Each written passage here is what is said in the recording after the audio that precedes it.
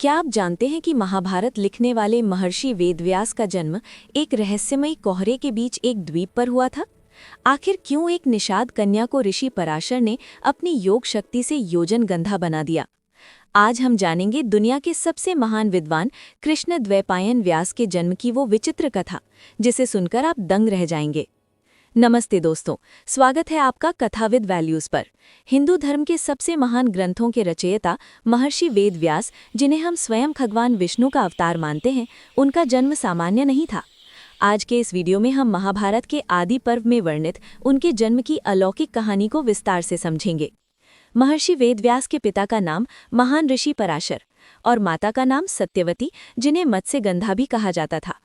एक बार ऋषि पराशर तीर्थ यात्रा के दौरान यमुना नदी पार करना चाहते थे। उस समय नदी पार कराने वाली नाव सत्यवती चला रही थी। सत्यवती एक निषाद कन्या थी, जिसके शरीर से मछली जैसी गंध आती थी, इसीलिए उसे मत्स्यगंधा कहा जाता था। ऋषि पराशर सत्यवती के सौंदर्य और दिव्यता को देखकर प्रभावित हुए। उन्होंने अपनी योग शक्ति से जान लिया था कि इस समय के संयोग से एक अत्यंत महान और विद्वान बालक का जन्म होगा, जो विश्व का कल्याण करेगा। उन्होंने सत्यवती के सामने पुत्र प्राप्ति का प्रस्ताव रखा। सत्यवती ने ऋषि के सामने 3 शर्तें रखीं।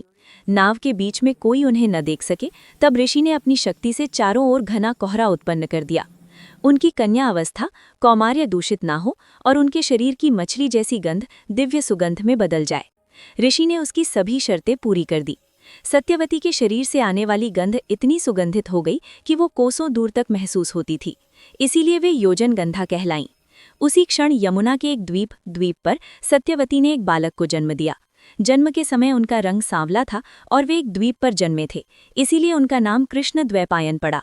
व्यास जी साधारण बालकों की तरह नहीं थे। वे जन्म लेते ही तुरंत युवा हो गए और अपनी माता से आज्ञा लेकर तपस्या करने चले गए। उन्होंने जाते समय सत्यवती से कहा कि जब भी आपको मेरी आवश्यकता हो, बस मुझे याद करना, मैं उपस्थित हो जाऊंगा।